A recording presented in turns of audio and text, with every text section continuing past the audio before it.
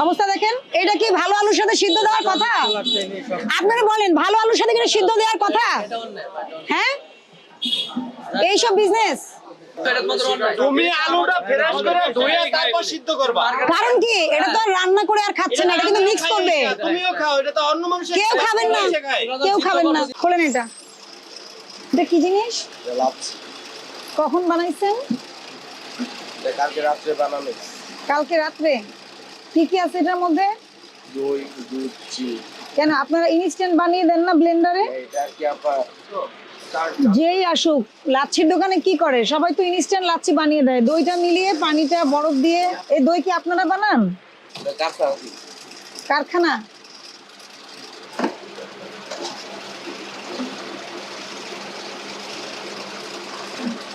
এগুলো আপনারা বাসায় বানান?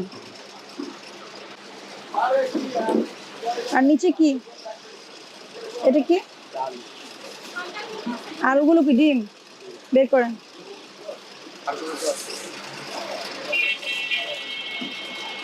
এটা কি কোনো হাইজেনিক ওয়ে হলো?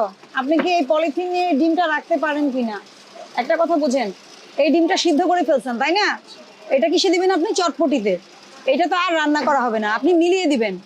আপনি এইভাবে কখনোই রাখতে পারবেন না, এখানে ব্যাকটেরিয়া গ্রো করবে, পলিথিন ইউজ করতে পারবেন না।